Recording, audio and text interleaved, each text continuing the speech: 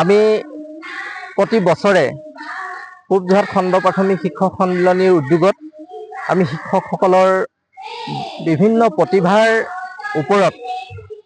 আমি ইয়াত সেই সমাৰোহ অনুষ্ঠিত কৰোঁ আৰু আমি যথেষ্ট কৰ্মব্যস্ততাৰ মাজত থাকোঁ আৰু সেই কৰ্মব্যস্ততাৰ মাজত আমি এটা বছৰত এটা দিন অন্তত আমি শিক্ষকসকলে একগোট হৈ আমি এটা প্ৰীতি সন্মিলনৰ দৰেও আমাৰ অনুভৱ আৰু ইয়াতে আমাৰ শিক্ষকসকলে বিভিন্ন নিজৰ নিজৰ প্ৰতিভা মানে পৰিৱেশন কৰিছে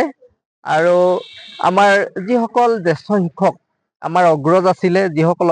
অৱসৰপ্ৰাপ্ত শিক্ষক আছিলে আমি তেখেতসকলক আমন্ত্ৰণ কৰি আনি ইয়াত আমি তেখেতসকলক সম্বৰ্ধনা জ্ঞাপন কৰিছোঁ আৰু তেখেতসকলৰ আশীৰ্বাদত তেখেতসকলৰ পৰামৰ্শত আমি শিক্ষক সমাজখন আমি আগুৱাই গৈছোঁ আৰু এটা কথা ক'ব লাগিব অসম ৰাজ্যিক প্ৰাথমিক শিক্ষক সন্মিলনী যোৰহাট জিলা প্ৰাথমিক শিক্ষক সন্মিলনী পূব যোৰহাট খণ্ড প্ৰাথমিক শিক্ষক সন্মিলনী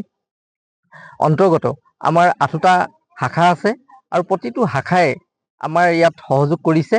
আমি খুবেই আনন্দ অনুভৱ কৰিছোঁ আমাৰ পুৱাৰ কাৰ্যসূচী আছিলে আমাৰ গছপুলি ৰোপণ তাৰ পিছতে আমাৰ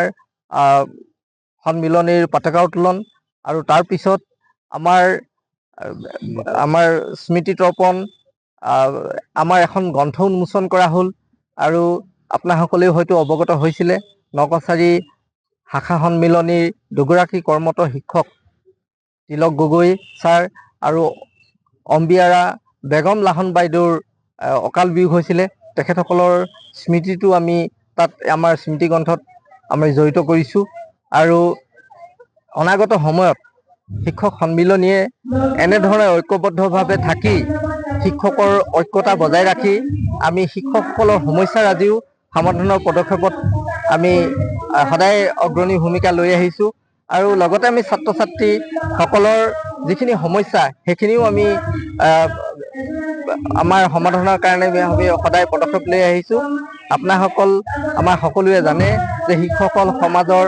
বাটকটীয়া এখেতসকলৰ ওপৰত বহুখিনি নিৰ্ভৰ কৰে বুলি আমাৰ বহু লোকে কয় আৰু প্ৰকৃততে হয় শিক্ষকসকলে সমাজখন সুন্দৰ কৰাৰ কাৰণে ভূমিকা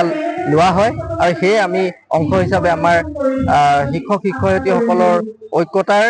আমি পৰিচয় আজি হয়তো আমি খণ্ড সন্মিলনীয়ে দাঙি ধৰিছোঁ আমি প্ৰতি বছৰে পূব যোৰহাট খণ্ড প্ৰাথমিক শিক্ষক সন্মিলনীৰ উদ্যোগত আমি শিক্ষকসকলৰ বিভিন্ন প্ৰতিভাৰ ওপৰত আমি ইয়াত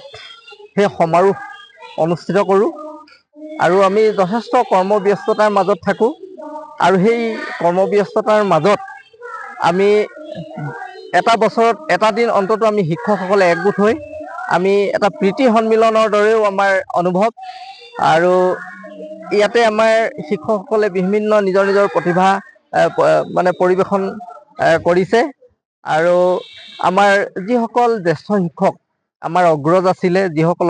অৱসৰপ্ৰাপ্ত শিক্ষক আছিলে আমি তেখেতসকলক আমন্ত্ৰণ কৰি আনি ইয়াত আমি তেখেতসকলক সম্বৰ্ধনা জ্ঞাপন কৰিছোঁ আৰু তেখেতসকলৰ আশীৰ্বাদত তেখেতসকলৰ